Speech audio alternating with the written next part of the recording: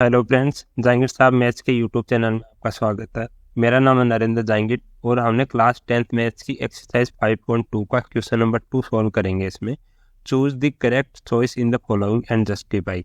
ये दे रखा है कि हमें करेक्ट चॉइस जैसे A B C D 4 option दे रखे हैं, उनमें से कौन सा सही आंसर है इसका, वो जस्टिफाई भी करना है कि क्यों है ये सही आंसर। तो मतलब इसमें निकाल के आपको बताना है। इसमें क्या पूछा है, 30th term of the AP arithmetic progression दे रखी है कौन सी, 10 7 4। ये आगे प्रोसीड हो रही है। इसकी 30th टर्म हमें फाइंड आउट करनी है, तो इसको हम सॉल्यूशन में लेते हैं। अब क्या हुआ, जैसे मान लो ए इज इक्वल टू कितना है अर्थमेटिक प्रोग्रेशन का 10 है। ए क्या होता है, फर्स्ट टर्म होती है। और डी हमें फाइंड आउट करना है कॉमन डिफरेंस। कॉमन डिफरेंस कितना हो जाएगा, A2 माइनस A1।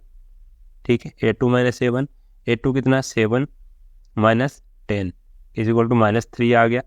7 में से -10 माइनस करेंगे तो -3 आ जाएगा। और 30th टर्म हमें फाइंड आउट करनी है, तो n इज इक्वल टू 30 दे रखा है।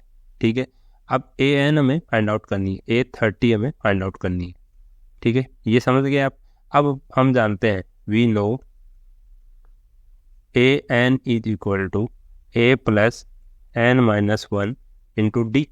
ठीक है, तो A30th हमें फाइंड आउट करनी है, तो a की वैल्यू कितनी है, 10 है, प्लस n की वैल्यू कितनी है, 30 है, 30 माइनस 1। और d की वैल्यू कितनी दे रखी है, -3 है, -3 है।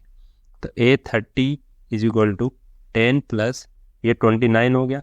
और इसको अगर -3 से मल्टीप्लाई करेंगे, ठीक है, तो 10 प्लस ये -3 से अगर मल्टीप्लाई करेंगे तो कितना आ जाएगा, -87। ठीक है, प्लस और ये माइनस माइनस हो गया, यहाँ पे -87 आ गया। तो A30th कितना आ जाएगा हमारा, ये आ गया -77। 10 -87, तो माइनस की संख्या बड़ी है तो माइनस का 77 आ गया हमारे पास। तो A की वैल्यू -77 आ गई, तो C is the correct answer. ठीक है, अब इसका सेकंड पार्ट सॉल्व करेंगे। इसमें भी ये दे रखा है 11th term of the AP दे रखी है कोई, इसकी 11th टर्म हमें फाइंड आउट करनी है। तो A क्या है, AP का A फर्स्ट टर्म कितनी है, -3 है। ठीक है, no problem. D common difference कैसे निकालेंगे, A2 माइनस A1 कर देंगे। A2 कितना है, -1/2 और माइनस ये है -3 A1। ठीक है, अब ब्रैकेट खोलेंगे यहाँ पे, तो माइनस माइनस प्लस हो गया, +3 और डिवाइडेड बाय 1 कर सकता हूँ। अब LCM लेंगे, 2 आ गया, या -1 बन जाएगा। और 2 को 1 से डिवाइड करेंगे तो 2 आ जाएगा, और 2 को 3 से मल्टीप्लाई करेंगे तो 6 आ जाएगा। ये -1 + 6 5 बच गया, 5/2। तो D की वैल्यू हमारे पास 5/2 आ गई।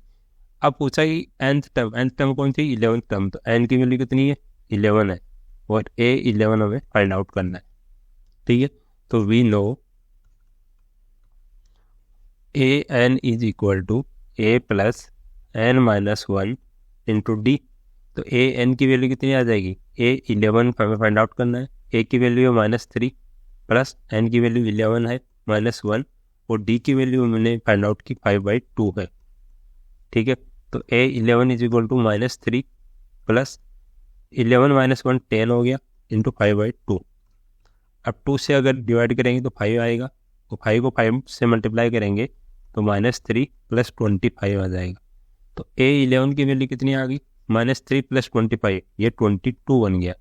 ठीक है, प्लस की संख्या बड़ी है, -3 हो + 25 है, तो प्लस का 25 बड़ा है, तो प्लस का 22 आएगा। तो B is the correct answer. ठीक है, तो इसके दोनों पार्ट मैंने सॉल्व करके बता दिए। ये काफ़ी इजी क्वेश्चन है, और ये ऑब्जेक्टिव में आपसे पूछा भी जा सकता है, 1 मार्क्स का आराम से पूछ सकते हैं, काफ़ी इंपॉर्टेंट क्वेश्चन है। ठीक है, थैंक यू।